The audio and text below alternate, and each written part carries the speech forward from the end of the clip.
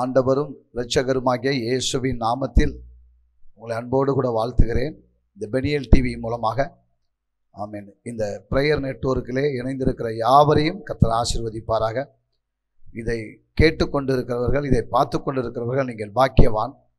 ஆமென். இந்த வார்த்தை இன்று உங்களுக்கு தான் என்று நான் தீர்க்க தரிசனமாய் சொல்லுகிறேன். ஆமென். ஸ்தோத்திரம். தேவன் மனிதனை படைத்ததிலே மனிதன் தான், இந்த உலகம் முழுவதும் தேவன் தான் படைத்திருக்கிறார்.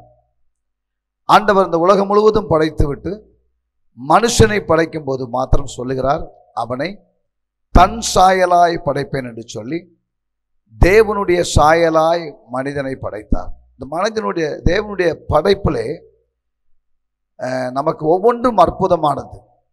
நமக்கு கண் நன்றாக தெரியுது என்று சொன்னால் அது ஒரு அற்புதம். அநேகவர்களுக்கு கண் இல்லை, கண் இருந்தாலும் அவர்களுக்கு பார்வை இல்லை. நமக்கு உறுப்புகள் எல்லாம் அற்புதமாய் தேவன் செய்திருக்கிறார். நம்முடைய உடல்கள், நம்முடைய கிட்னி, நம்முடைய ஹார்ட் ஒவ்வொன்றும் அற்புதமானது. நம்முடைய மூளை மிக அற்புதமானது. ஆராதனை நடத்தின அன்பு மாப்பிள்ளை சொன்னார், ஆமென், மனிதன் ரோபோவை படைத்தான், அதைவிட அற்புதமாய் தேவன் மனுஷனை படைத்திருக்கிறார். நான் அந்த மனுஷனை படைத்த அந்த உறுப்பில் ஒன்றை குறித்து நான் உங்களோட கூட பேச இருக்கிறேன். அது என்ன என்று சொன்னால், தேவன் நம்மை படைத்த ஆமென் இந்த வாயை குறித்து தான் நான் உங்களோட பேச இருக்கிறேன். நம்முடைய வாய் ரொம்ப அற்புதமானது. நான் பாளையங்கோட்டையில் இருப்பதுனால, பாளையங்கோட்டை ஜெயிலுக்கு எதிர்த்தால ஒரு நல்ல ஒரு ஸ்கூல் இருக்கிறது, டெப் ஸ்கூல். அங்கே எல்லாருக்கும் வாய் இருக்கு, ஆனால் பேச வராது, ஊமையாக இருக்கிறார்கள். ஆனால் நமக்கு நல்ல பேச தேவன் கிருபை செய்திருக்கிறார். ஒரு அல்லேலூயா சொல்லுங்களேன். ஆகையால நாம் என்ன பேசுகிறோம் என்பதை இந்த டிவி மூலமாய் நான் உங்களுக்கு சொல்ல இருக்கிறேன். நம்முடைய வாழ்க்கையில நல்ல மனிதன் தன் நல்ல இருதயத்திலிருந்து நல்லவைகளை எடுத்து பேசுகிறான் என்று பைபிள் சொல்கிறது. பொல்லாத மனிதன் தன் பொல்லாத இருதயத்திலிருந்து பொல்லாதவைகளை பேசுகிறான் என்று சொல்கிறது. நாம் தேவனால் சிருஷ்டிக்கப்பட்டு அழைக்கப்பட்டு ரட்சிக்கப்பட்டு நம் ஆண்டவருடைய பிள்ளைகளாய், அவருடைய அச்சாரங்களாய், அவருடைய சுதந்திரமாய் இருக்கிறோம். நாம் எப்படி பேசுகிறோம் என்பதுதான் ரொம்ப முக்கியம். பைபிளில் ஒரு வசனத்தை நாம் வாசிக்க கேட்போம். நீதிமொழிகள் புஸ்தகம் 15ஆம் அதிகாரம் அதில் 4ஆம் வசனத்தை வேத புஸ்தகம் உங்களிடத்தில் இருக்கும் என்று சொன்னால், உங்கள் வீட்டில் இருக்கும் என்று சொன்னால் இதை திருப்பிக் கொள்ளுங்கள், இதை வாசிங்கள். இந்த வேத வார்த்தை உங்களுக்கு தான்.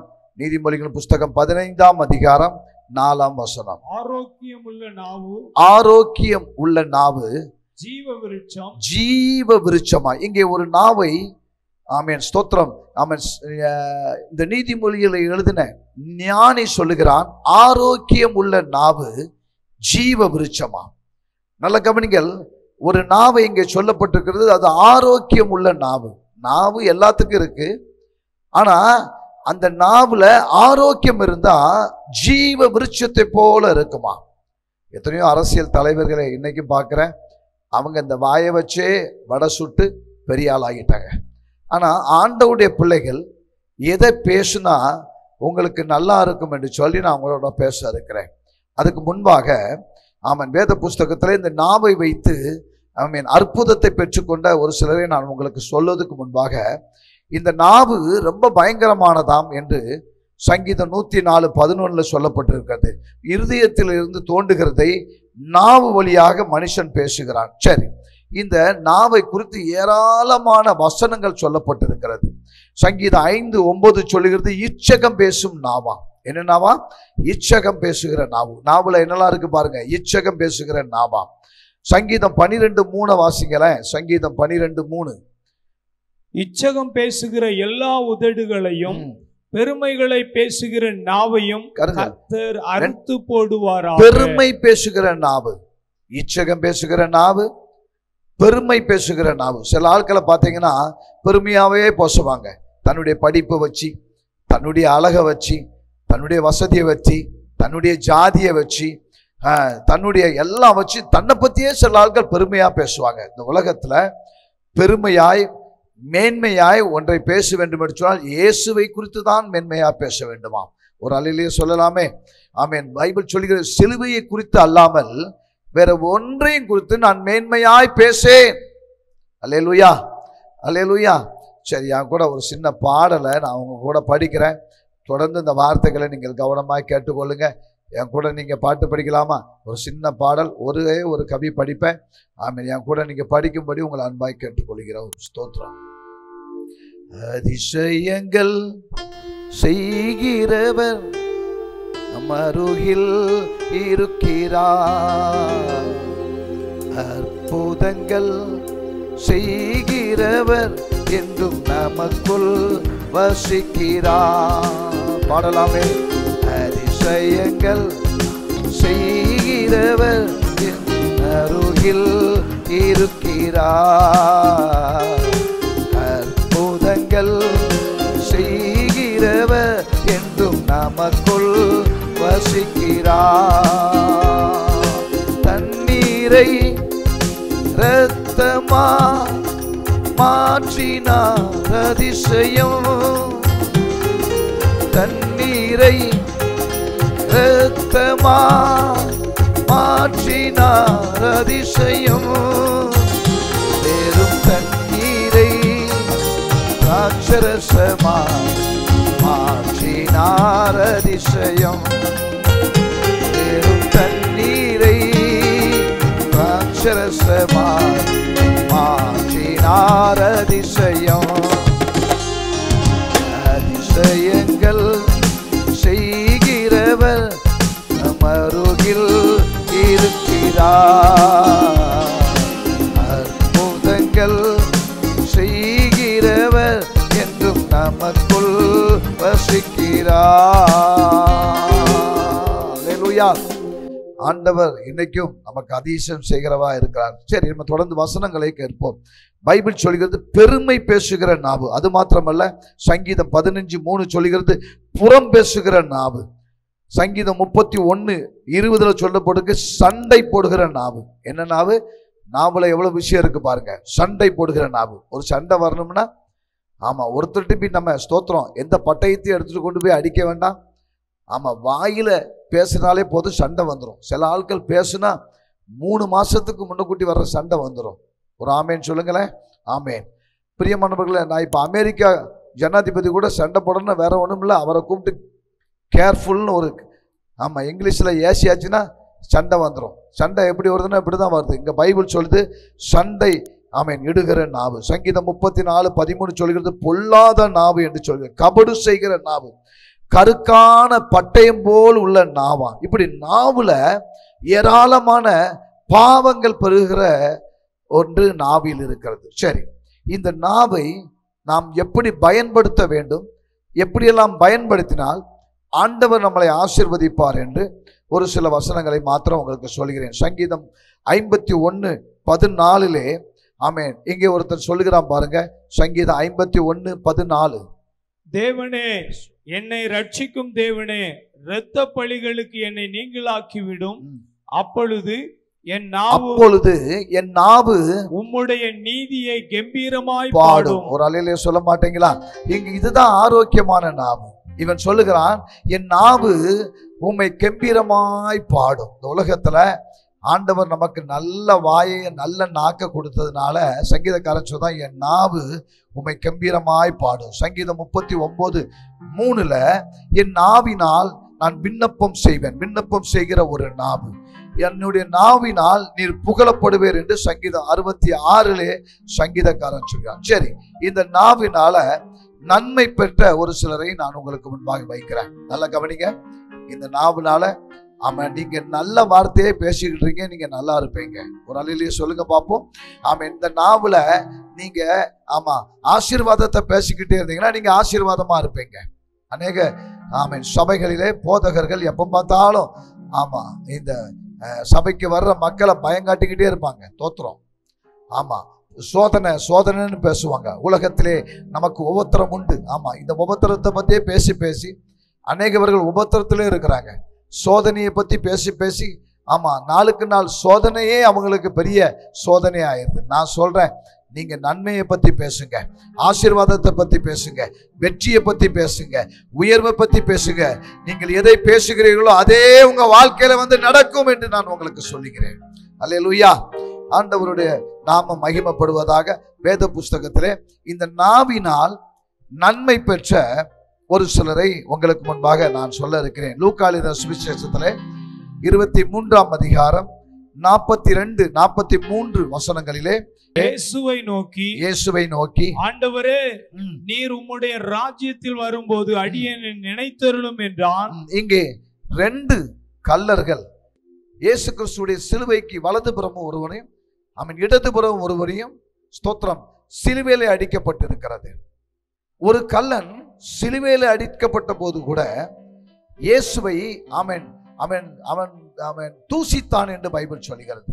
பிரியமானவர்களே, ஆமென். சாக போறான், 3 பேருமே மரிக்க போகிறார்கள்.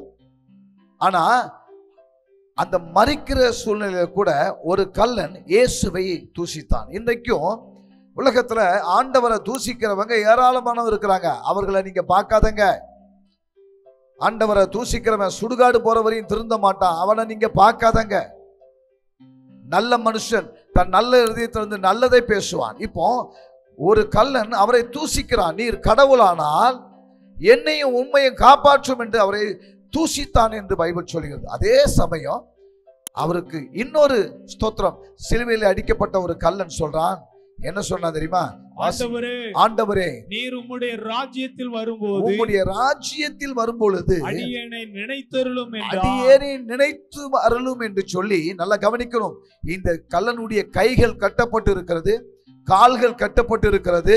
இனிமே அவனுக்கு வேற ஒரு தப்பிப்பதற்கு வழியே இல்லை, சான்ஸே இல்லை. ஒருவேளை உங்க வாழ்க்கையில எனக்கு எல்லாம் போயிட்டு இனி நான் வாழுவதற்கு எந்த தகுதியும் இல்லை அப்படின்னு சொன்னேன்னா உனக்கு தான் இந்த வார்த்தை. இவனுக்கு ஸ்தோத்திரம், இன்னும் கொஞ்ச நேரத்துல சாக போறான். இன்னும் கொஞ்ச நேரத்துல செத்து போகிற அந்த கல்லன் சிலுவையிலே அவனுடைய ஜீவன் கொஞ்சம் கொஞ்சமா போக போது அவன் அருகில் இருக்கிற இயேசுவை பார்த்து கொண்டான். இந்த உலகத்திலே நீங்கள் ஸ்தோத்திரம் சாவதற்கு முன்பாக மரணம் எல்லாத்துக்கும் வரும், உனக்கு வரும், எனக்கு வரும், எல்லோருக்கும் வரும். மரணம் என்பது எல்லோருக்கும் நியமிக்கப்பட்டது. அந்த மரண சூழ்நிலையிலே கூட இவனுடைய நாவை வைத்து இவன் ஜீவனை பெற்றுக் கொண்டான் என்று பைபிள் சொல்கிறது. ஒரு குருடன் அவரை அந்த நாவை வைத்து இயேசுவை அவன் தூசித்தான். ஆனால் இந்த கல்லன் அந்த கல்லனை பார்த்து சொல்லுகிறான், நாமோ செய்த பாவத்துக்காக சிலுவையில் அடிக்கப்பட்டிருக்கிறோம், இவரோ செய்யாத ஒரு குற்றத்துக்காக சிலுவையில் அடிக்கப்பட்டிருக்கிறார் என்று அவனை கடிந்து கொண்டு ஆண்டவர்கிட்ட கேட்கிறான். ஆண்டவரே, உம்முடைய ராஜ்யம் வரும்பொழுது என்னை நினைத்துக் கொள்ளும். பிரியமானவர்களே, இயேசு கிறிஸ்துடைய ராஜ்யம் சீக்கிரத்தில் இந்த பூமிக்கு வரப்போகிறது. ஆமென், ஸ்தோத்திரம். கடைசி காலத்திலே நீங்களும் நானும் இருக்கிறோம். ஆண்டவர் சொன்ன எல்லா அடையாளங்களும் நடந்து கொண்டிருக்கிறது. யுத்தங்களும் செய்திகளை கேட்கிறோம், கொள்ளை நோய்களை பார்க்கிறோம். அன்பு தணிந்து கொண்டு இருக்கிற ஒரு காலத்திலே, கடைசி காலத்திலே நாம் வந்திருக்கிறோம். ஒருவேளை நீ இயேசுவை ஏற்றுக்கொள்ள இன்னைக்கு உனக்கு ஒரு வாய்ப்பை இந்த தொலைக்காட்சி மூலமாக, இந்த பெனியல் டிவி மூலமாக ஆண்டவர் உன்கிட்ட பேசுறாரு. இதுக்கு முன்னால பேசுறங்க பண்ணுகிறேன்னா, ஆமென், ஸ்தோத்திரம். ஆமா, ஆதியிலே வந்த கிறிஸ்தவனும் கிடையாது, நான் பாதியில வந்தவன். என் பேரு முருகன். எத்தனையோ பாவங்களுக்கு அடிமையாகி மரணத்தின் கடைசி நேரத்தில் இயேசுவை பற்றி எனக்கு சொல்லப்பட்டது, நான் கேட்டு அதை விசுவாசித்ததினால் இன்றைக்கு நான் வாழுகிறேன். பிரியமானவர்களே, அதனால் இந்த ராத்திரி வேளையிலே நான் உங்களிடத்தில் இதை பேசுகிறேன். ஆமென். நீ வாழும்படியாக ஆண்டவர் உன்னோடு கூட பேசுகிறார். இந்த நாவை கொண்டு அவன் ஆண்டவரிடத்திலே பேசினான். ஆண்டவரே, உம்முடைய ராஜ்யம் வரும் பொழுது என்னை நினைத்தருளும் என்று சொன்ன போது ஆண்டவர் என்ன சொன்னாரு? வாசிங்க. இயேசு அவனை நோக்கி, இன்றைக்கு நீ என்னுடனே கூட பரதீசியில் இருப்பாய் என்று மெய்யாகவே உனக்கு சொல்லுகிறேன். ஆமென். இன்றைக்கு, நாளைக்கு இல்ல, அடுத்த மாசம் இல்ல. ஹலோ, ரட்சிப்பு ஆமென் உங்களுடைய வாயில இருக்கு. உனக்கு அற்புதம் உன் வாயில இருக்கு. உன் குடும்பத்தினுடைய ஆசீர்வாதம் உன் வாயில இருக்கு. ஆமென். ஒருவேளை நீ மரணத்துக்கு நேராய் போய் கொண்டு இருக்கலாம். என் வாழ்க்கை எனக்கு போதும், இனி எனக்கு ஒரு வாழ்க்கை வேண்டாம் என்று நீ நினைத்து கொண்டிருக்கலாம். இந்த தொலைக்காட்சி மூலமாக ஆண்டவர் உன்கிட்ட பேசுறாரு. ஆண்டவர் உன்கிட்ட பேசுறாரு. இன்றைக்கு உனக்கு ரட்சிப்பு, இந்த நாள் ரட்சிக்கப்படுகிற நாள். அந்த திருடன் அவனுக்கு ஒரு நாவு இருந்தது, அதுதான் ஆரோக்கியமான நாவு. அந்த நாவினால் பேசி ஆண்டவர் சொன்னார், இன்றைக்கு நீ என்னோடு கூட பரதேசியில் இருப்பாய். கைகளை தட்டி ஒரு அல்லேலூயா சொல்லலாமே. ஆமென், அல்லேலூயா. இதுதான் ஆரோக்கியமான நாவு. இரண்டாவது ஒரு நாவை நான் உங்களை கூட சொல்ல இருக்கிறேன். அப்போஸ்தலர் நடபடிகள் 16ஆம் அதிகாரத்திலே 24, 25 வசனங்களிலே, ஆமென், மக்கதோனியா என்கிற ஒரு பட்டணத்துக்கு பவுலும் சீலா என்கிற 2 பேர்கள் ஊழியம் செய்ய போனார்கள். அவர்களுடைய ஊழியத்திலே வந்த போராட்டத்தினாலே அவர்கள் சிறைச்சாலைக்கு செல்லப்பட்டது. அவருடைய சூழ்நிலைகள் மாறிவிட்டது. இப்போ சிறைச்சாலையிலே இவர்களுடைய கை காலெல்லாம் கட்டப்பட்டு இருக்கிறது. முதலாவது சிலுவையிலே கை கால் கட்டப்பட்ட ஒரு கல்லனை உங்களுக்கு முன்பாக நான் சொன்னேன். இரண்டாவது ஒரு விசுவாசி, ஒரு நல்ல ஊழியக்காரர்கள், இவர்களுடைய கை கால்களில் எல்லாவற்றையும் வஸ்திரங்களை உரிந்து இவர்களை கட்டி போட்டு விட்டார்கள் சிறைச்சாலையிலே. நல்ல ஊழியக்காரர்கள், நல்ல விசுவாசிகள், இயேசுவை அறிந்தவர்கள் நல்லா இருந்தா எல்லாருக்கும் பாட்டு வரும்.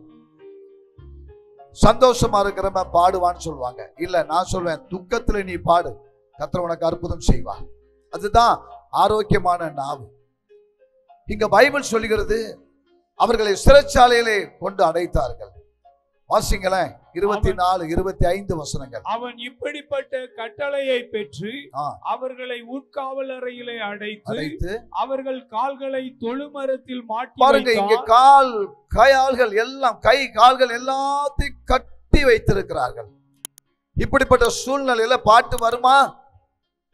பாட்டு வருமா? நம்ம ஆட்களுக்கு கை காலு நல்லா இருக்கும் போதே பாட்டு வர மாட்டேங்குது. சர்ச்சில் வந்தா பாடுங்க பாடுங்கன்னு எவ்வளவோ சொன்னாலும் பாட மாட்டுக்காங்க. நன்றி சொல்லுங்கன்னு சொன்ன நன்றி சொல்ல மாட்டுக்காங்க. ஆனா இவர்கள் கைகள் கட்டப்பட்டு இருக்கிறது, இவருடைய கால்கள் கட்டப்பட்டு இருக்கிறது, இவர்கள் சோத்திரம் சரீரத்திலே இருக்கிற எல்லா வஸ்திரங்களும் உரியப்பட்டு இருக்கிறது. அவமானமாய் ஒரு சிறைச்சாலையில் அடைக்கப்பட்டு இருக்கிறார்கள். அந்த சூழ்நிலைகளிலே தேவ பிள்ளைகளை நான் சொல்றேன், சூழ்நிலைகளை பார்க்காதங்க. சூழ்நிலைக்கு மேலாக ஒரு தேவன் இருக்கிறார். மோசே என்கிறவரை ஆண்டவர் போய் சொல்றான், ஆண்டவரே, ஒரு பெரிய செங்கடல் இருக்க, இந்த ஜனங்கள் அங்கிருந்து கொண்டு வந்த எகிப்துல இருந்து சொல்லும் போது ஆண்டவர் சொன்னாரு, என்னையா பாக்குற, உன் கையில ஒண்ணு கொடுத்துருக்கேன், அதை பார்த்து பேசு, செங்கடல் 2ஆ பிளந்துரும். ஒரு ஆமேன் சொல்லுங்களேன் பிரியமானவர்களே. ஆமேன். உங்களுடைய சூழ்நிலைகளை பார்க்காதங்க, உங்களுடைய போராட்டங்களை பார்க்காதங்க, உங்களுடைய நிந்தைகளை பார்க்காதங்க, உங்க இழப்புகளை பார்க்காதங்க. உங்களுக்கு ஒரு நல்ல நாவை கர்த்தர் கொடுத்திருக்கிறார். அந்த நாவை கொண்டு ஆண்டவரை துதித்து பாருங்க, ஆண்டவரை பாடி பாருங்க, அற்புதம் நடக்கும். இங்க பைபிள் சொல்லுகிறது, வாசிங்க பாப்போம். நடுராத்திரியிலே பவுலும் சீலாவும் ஜெபம் பண்ணி தேவனை துதித்து பாடினார்கள். என்ன செய்து பாடினார்கள்? துதித்து பாடினார்கள். இதுதான் ஆரோக்கியம் உள்ள ஒரு நாவு. ஆண்டவருடைய பிள்ளைகள் எப்போதும் ஆமென் துதிக்க வேண்டும். தாவீது சொல்லுகிறான், கர்த்தரை நான் எப்பொழுதும் ஸ்தோத்தரிப்பேன், அவர் துதி என் வாயில் இருக்கும். ஆண்டவருடைய பிள்ளைகள் எப்போதும் துதிக்க வேண்டுமா? நேரம் கிடைக்கும் போதெல்லாம் துதிக்கணும். ஆமா, இந்த ஜனத்தை எனக்கென்றே ஏற்படுத்தினேன், இவர்கள் என் துதியை சொல்லி வருவார்கள், சொல்லி வருவார்கள். பாருங்க, சூழ்நிலைகளை பார்க்காம இவர்களுக்கு ஆமென் நாவு மாத்திரம்தான் இருக்கு. அந்த நாவை கொண்டு பைபிள் சொல்லுது, நடுராத்திரியிலே இவர்கள் பாடி துதித்தார்கள். பாட்டு வராதுங்க, பாட்டு வராம இருக்க துக்க காலம். ஐயோ, என் குடும்பத்துல ஒரு விபத்து நடந்துட்டு, எனக்கு ஒரு பெரிய இழப்பு வந்துட்டு, நான் எப்படி பாடுவேன்? பாஸ்டர், ஆண்டவர் வாண்ட தான் பேசிட்டு இருக்கிறாரு, நீ பாடு, நீ துதி, நீ ஆண்டவரை கனப்படுத்து, ஒரு அற்புதம் நடக்கும், ஒரு அற்புதம் நடக்கும். விசுவாசித்தால் தேவனுடைய மகிமையை காண்பாய். நடுராத்திரியிலே பவுலும் சீலாவும் பாடி துதித்தார்கள். என்ன நடந்தது? காவலில் வைக்கப்பட்டவர்கள் ஆ, அதை கேட்டுக்கொண்டிருந்தார்கள். கேட்டுட்டு இருக்காங்க.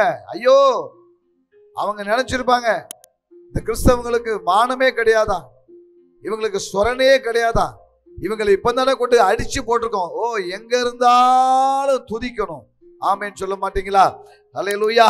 இப்போ நடுராத்திரியிலே துதிக்கும் போது எல்லாரும் கேட்டுட்டு இருக்கிறாங்க. என்ன நடக்கு? வாசிங்க. சடுதியிலே சடன்லியா ஒரு அற்புதம். சடுதியிலே சிறைச்சாலையின் அஸ்திவாரங்கள் அசையும்படியாக. அல்லேலூயா. பாருங்க, சிறைச்சாலைகள் அஸ்திவாரம் அசையத்தக்கதாய். ஏங்க, இதுதான் ஆரோக்கியம் உள்ள நாவு. சிறைச்சாலைகளை அசைக்கக்கூடிய ஒரு நாவு அந்த ஆமென் பவுலும் சீலாவிடத்தில் இருந்தது. பைபிள் சொல்கிற சிறைச்சாலைகள் அஸ்திவாரங்கள் அசையத்தக்கதாய் பூமி மிகவும் அதிர்ந்தது. பூமி மிகவும் அதிர்ந்தது. உடனே கதவுகள் எல்லாம் திறவுண்டது. எல்லாருடைய கட்டுகளும் கலண்டு ஓடியது. பிரியமானவர்களே, இதுதான் அற்புதமான ஒரு நாவு. கட்டுகளில் காவலில் இருக்கிற விடுதலை செய்கிற ஒரு நாவு. ஆமென். மூன்றாவது ஒரு நாவை நான் சொல்லுகிறேன். 2 ராஜாக்களின் புஸ்தகம் 2ஆம் அதிகாரம் 14ஆம் வசனத்துல ஆமென் எலிசா என்கிறவர் இருக்கிறாரு. ஆமென். எலியா பரலோகத்துக்கு எடுத்துக்கொள்ளப்பட்டாரு. அந்த எலிசா எலியாவுடைய சால்வையை பெற்றுக்கொண்டு யோர்தானுக்கு முன்பாக வந்து நிற்கிறார். யோர்தான் புரண்டு ஓடுகிறது. இப்போ யோர்தானை தாண்டி போனோம். ஆனா அதுக்கு இவர் பயன்படுத்துறது வேற ஒண்ணு இல்ல, வாயை தான் பயன்படுத்தினார். உங்க வாயை வைத்து நீங்க நல்லா வாழலாம். அநேகவர்கள் கெட்டு போறதே அவங்க வாயினாலதான். சில வீட்டுல பாத்தீங்கன்னா சில குடும்பம் கெட்டு போறதுக்கு வாய் தான் காரணம். நான் சொல்றேன், உங்க வாயை நல்ல வார்த்தைகளை பேசி, விசுவாசமான வார்த்தைகளை பேசி, உயர்வான வார்த்தைகளை பேசி, ஆமென் வசனங்களை பேசி நீங்க வாழும்படி நான் கேட்கிறேன். இந்த எலிசா பேசுகிறார் பாருங்க. 2 ராஜாக்கள் 2ஆம் அதிகாரம் 14ஆம் வசனம். எலியாவின் மேல் இருந்த கீழே விழுந்த சால்வையை பிடித்து எலியாவின் தேவனாகிய கர்த்தர் எங்கே, எலியாவின் தேவனாகிய கர்த்தர் எங்கே என்று சொல்லி தண்ணீரை அடித்தான். பாருங்க, இப்போ இந்த யோர்தானை கடக்க வேண்டும். இது சோதனை புரண்டு ஓடுகிற ஒரு யோர்தான் சோதனையை குறிக்கிறது. உன் சோதனையை கடக்கிறதுக்கு ஆமென் உனக்கு நல்ல ஆரோக்கியம் உள்ள ஒரு நாவு தேவை. இந்த எலிசா பயன்படுத்துறாரு பாருங்க, வாயை தான் பயன்படுத்துறாரு. எலியாவின் தேவன் எங்கே என்று சொல்லி சால்வையை அடித்த போது பைபிள் சொல்லுகிறது யோர்தான் 2ஆ கலந்துச்சு. ஒரு அல்லேலூயா சொல்ல மாட்டீங்களா? ஒரு ஆமேன் சொல்ல மாட்டீங்களா? ஆமேன், அல்லேலூயா. ஏங்க, நீங்க வாயில ஸ்தோத்திரம், நீங்க உயர்வானத விசுவாசமானத பேசுனா ஆமென் அற்புதம் நடக்கும். அது மாத்திரமல்ல, யோசுவா 6ஆம் அதிகாரம் 10-20 வசனங்களை நீங்க வாசித்தா, எரிகோவை ஸ்தோத்திரம் இடிப்பதற்கு இஸ்ரவேலர்கள் பயன்படுத்தியது நாவதான் பயன்படுத்தினார்கள். சத்துருக்களை ஜெயம் பெறுவதற்கு தாவீது 1 சாமுவேலின் புஸ்தகம் 17ஆம் அதிகாரம் 43 47 வசனம் வரை வாசித்து பார்த்தால், அந்த தாவீது என்கிற சிறியவன் ஆமென் அவனுக்குள்ள ஆமென் ஒரு ஆரோக்கியமான நாவு இருந்தது. சவுலுக்குள்ள ராஜாவாகிய சவுலுக்கு வாய் இருந்தது, ஆனா ஆரோக்கியம் இல்லை. தாவீதுடைய சகோதரர்கள் அந்த போர்க்களத்தில் இருந்தார்கள், யாரும் ஆரோக்கியமானதை பேசவில்லை. தாவீது என்கிற ஒரு ஆமென் சிறியவன், அவனுக்குள்ள ஒரு ஆரோக்கியமான ஒரு வார்த்தை இருந்தது, நாவு இருந்தது. பைபிள் சொல்லுகிறது, நீ பட்டயத்தோடு வருகிறாய், நீ ஈட்டியோடு வருகிறாய், நீ கேடகத்தோடு வருகிறாய். கோலியாத்தை பார்த்து சொல்ற, நானோ நீ நிந்திக்கிற ஆமென் இஸ்ரவேலின் சேனைகளுடைய தேவனுடைய நாமத்தினால் வருகிறேன் என்று சொன்னான். அது மாத்திரமா சொன்னா, இன்னைக்கு கர்த்தர் ஒண்ணு என் கையில ஒப்பு கொடுப்பாரு. இதை கேட்டுக்கொண்டு இருக்கிற அன்பு சகோதரா, அன்பு சகோதரியே, தேவ பிள்ளையே, இன்னைக்கு ஒரு அற்புதம் நடக்கும்னு நீ சொல்லு, உன் வாயினால சொல்லு. இன்னைக்கு நான் சுகமாவேன், உன் வாயினால சொல்லு. இன்னைக்கு என் தரித்திரம் மாறும், உன் வாயினால சொல்லு. இன்னைக்கு என் கேன்சர் மறையும், உன் வாயினால சொல்லு. இன்னைக்கு என் தலையில இருக்கிற ஆமென் இந்த புற்றுநோய் மறையும், உன் வாயினால சொல்லு. ஆண்டவர் உன்னை சுகமாக்க இந்த ராத்திரி வேளையில வந்திருக்கிறாரே. Today the miracle day. Hallelujah. ஆண்டவர் உன்கிட்ட பேசிட்டு இருக்கிறாரு. நீ இந்த புற்றுநோயோடு நீ சாவது தேவ சித்தம் இல்ல. ஆண்டவர் உன்னை சுகமாக்க வந்திருக்கிறாரு. தாவீது ஆரோக்கியம் உள்ள நாவை பயன்படுத்தினான். மரணமும் ஜீவனும் பைபிள் சொல்லுகிறது நாவின் அதிகாரத்தில் இருக்கிறது. அதில் பிரியப்படுகிறவன் அதன் கனியை புசிப்பான். பல நாளும் ஐயோ விசுவாசம் இல்லாத பேசிட்டேன், இன்னைக்கு பேசு, நான் சுகமாவே சுகமாவ, நான் ஆசீர்வாதமா இருப்பேன் சொல்லு, நீ ஆசீர்வாதமா இருப்ப. நான் உயர்வா இருப்பேன் சொல்லு, நீ உயர்வா இருப்ப. படிக்கிற சகோதரியை நீ சொல்லு, நான் வெற்றி பெறுவேன், நீ வெற்றி பெறுவ. அதுதான் ஆரோக்கியமான உள்ள நாவு. ஆண்டவர் சொன்னார், நாமத்தினால் நீ எவைகளை கேட்டாலும் அவைகளை செய்வேன் தருவேன் என்று சொன்னார். விசுவாசம் உள்ளவர்களாய் இந்த மலையை பார்த்து நீ பெயர்ந்து போ என்று நீ சொன்னால் அது பெயர்ந்து போயிடும். இன்னைக்கு பேசுங்க. ஆரோக்கியம் உள்ள நாவு ஜீவ விருட்சமா. உன்னுடைய வாழ்க்கை உன் வாயில தான் இருக்கு. உன் வாய இன்னைக்கு ஸ்தோத்திரம். இந்த அற்புதமான நேரத்துல ஏசாயாவுடைய நாவை தொட்டது போல ஆண்டவருடைய ஆவியானவர் உன் நாவை தொட வந்திருக்கிறார். விசுவாசி, நாம் ரட்சிக்கப்படுவதற்கு நாவு தேவை. அப்போஸ்தலர்கள் ஆமென் நாவினால் வசனங்களை பேசினார்கள், கர்த்தருடைய வார்த்தைகளை பேசினார்கள். அப்போஸ்தலர் 3ஆம் அதிகாரம் ஆமென் 4, 5, 6 வசனங்களிலே பாருங்கள். பேதுருவும் யோவானும் அவனை உற்று பார்த்து எங்களை நோக்கி பார் என்றார்கள். எங்களை நோக்கி இப்போ பேசுறாங்க பாருங்க. பேதுரு என்பவர் யோவானும் 2 பேரும் சாட்சிக்கு போறாங்க. அங்கே ஒரு பிச்சைக்காரன் இருக்கிறான். அவனை உற்று பார்த்த போது பைபிள் சொல்லுகிறது அவன் பிறவியிலிருந்து முடவனாய் இருக்கிறான். அவன் பிச்சை எடுத்துக்கிட்டே இருக்கான். அவன் வாயை வச்சு பிச்சை தான் எடுக்கான். தேவ பிள்ளையே, உன் வாயை வச்சு நீ எப்படி இருக்கேன்னு உன் வாழ்க்கையை நிர்ணயித்துக்கொள். அதே ஆலயத்துக்கு பேதுரும் யோவானும் போய் அவனை பார்த்து ஆரோக்கியமானதை பேசுகிறார்கள். என்ன பேசுகிறார்கள்? அவன் அவர்களிடத்தில் ஏதாகிலும் கிடைக்கும் என்று எண்ணி அவர்களை நோக்கி பார்த்தான். அப்பொழுது பேதுரு, வெள்ளியும் பொன்னும் என்னிடத்தில் இல்லை. பாருங்கள், இப்போது ஆரோக்கியமான வார்த்தையை பேசுறாரு. வெள்ளியும் பொன்னும் என்னிடத்தில் இல்லை, என்னிடத்தில் உள்ளதை உனக்கு தருகிறேன். நசரேயனாகிய இயேசுவின் நாமத்தினால நீ எழுந்து நட. இதுதான் ஆரோக்கியமான நாமம். நட. ஏங்க அவன் டெய்லி சர்ச்சுக்கு வந்து பிச்சை எடுக்கிற ஒரு முடவன். அந்த வழியா எல்லாரும் போறாங்க அந்த சர்ச்சுக்கு. பாஸ்டர் போறாரு, விசுவாசி போறாங்க, எல்லாம் போறாங்க. பணக்காரன் போறான், ஏழை போறான். அவன் டெய்லி வந்து பிச்சை எடுக்கிற அவனுடைய தொழில். ஆனா இவங்க 2 பேருக்குள்ள ஒரு ஆரோக்கியமான நாவு இருந்தது.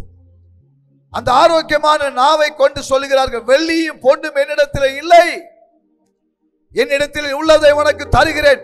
இயேசுவின் நாமத்தினால எழுந்து நட என்று சொன்ன போது ஹல்லேலூயா அவர்கள் நடந்தார்கள். இந்த அற்புதமான வேளையில நான் உனக்கு சொல்றேன், பிசாசு உன்னை முடக்கி வச்சிருக்கிறான், உன் தொழிலை முடக்கி வச்சிருக்கிறான், உன் குடும்பத்தை முடக்கி வச்சிருக்கிறான், அவன் கட்டி வச்சிருக்கிறான். நான் சொல்றேன், டுடே மிரக்கல் டே, இன்னைக்கு ஒரு அற்புதமான நாள். நான் உனக்கு சொல்லுகிறேன், இயேசுவின் நாமத்தினால உன்னுடைய முடக்கப்பட்ட எல்லாம் செயல்படுவதாக, உன் தரித்திரங்கள் மாறுவதாக, உங்க சாபங்கள் மாறுவதாக. ஆமென். என் கூட சொல்லுங்க ஹல்லேலூயா. ஆண்டவர் உங்களை குணமாக்கி கொண்டிருக்கிறார். ஆண்டவர் உங்களை தொட்டு கொண்டிருக்கிறார். ஆண்டவர் உங்களை சுகமாக்குகிறார். ஆமென். வாயை திறந்து சொல்லுங்க, இயேசப்பா என்னை சுகமாக்குங்க, எனக்கு விடுதலை தாங்க. நாம ஜெபிக்க போகிறோம். ஆமென். ஸ்தோத்திரம். கொஞ்சம் கண்ணங்கள் மூடி இருக்க இடத்துல ஸ்தோத்திரம். ஆமென். இயேசுவே. ஆமென்.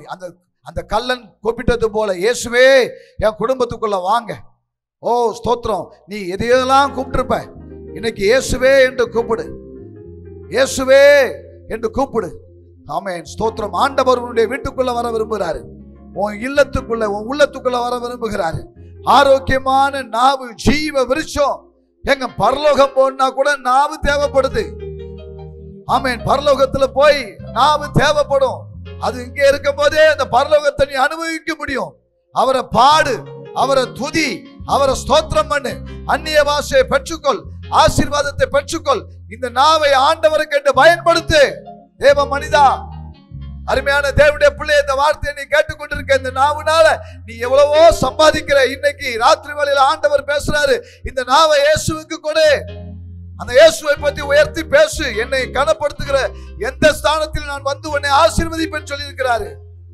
அரசியல்வாதிகள் தங்களுடைய அரசியல் தலைவர்களை கனப்படுத்தி பேசுகிறார்கள். உலக மனிதர்கள் உலகத்தை கறந்து பேசுகிறார்கள். கல்வியை சார்ந்தவர்கள் கல்வியை சார்ந்து பேசுகிறார்கள். இந்த ராத்திரி வேளையில ஆண்டவர் சொல்றாரு, உன் நாவை எனக்கு தா, உன் வாயை எனக்கு தா, உன் வாழ்க்கை எனக்கு தா, நான் உன்னை ஆசீர்வதிக்க விரும்புகிறேன். Today the blessing day. நன்றி ஆண்டவரே, நாங்கள் உமக்கு நன்றி செலுத்துகிறோம். வார்த்தைகளை கேட்டுக்கொண்டிருக்கிற உங்களுடைய பிள்ளைகளை பிதா குமாரன் பரிசுத்தாவின் நாமத்தினாலே நான் ஆசீர்வதிக்கிறேன். நான் ஆசீர்வதிக்கிறேன். ஒவ்வொருடைய குடும்பத்துக்குள்ளும் சமாதானம் வருவதாக, ஒவ்வொருடைய குடும்பத்துக்குள்ளும் நிம்மதி வருவதாக. இயேசு ஒவ்வொருடைய குடும்பத்திலும் உதிப்பேராக. ஹல்லேலூயா, ஹல்லேலூயா, ஹல்லேலூயா. நன்றி, நன்றி, நன்றி. ஓ, அநேகருடைய தடைகள் மாறுவதற்காக ஸ்தோத்திரம். சாபங்கள் முறிந்து போவதற்காக நன்றி. இன்று முதல் நான் உன்னை ஆசீர்வதிப்பேன் என்று சொல்கிறேன். அதற்காக உமக்கு ஸ்தோத்திரம். ஆசீர்வதிங்க. எல்லா துதி கன மகிமை உமக்கே செலுத்துகிறோம். இயேசுவின் நாமத்தில் ஜெபிக்கிறோம். ஜெபம் கேளு எங்கள் ஜீவன் உள்ள நல்ல பிதாவே. ஆமென், ஆமென், ஆமென். God bless you. கர்த்தர் உங்களை ஆசீர்வதிப்பார். தொடர்ந்து இந்த நிகழ்ச்சிகளை பாருங்கள். கர்த்தர் உங்களை குடும்பமாய் ஆசீர்வதித்து இந்த பட்டணத்திலே தேசத்திலே உங்களை உயர்த்துவார். ஆமென். Thank you.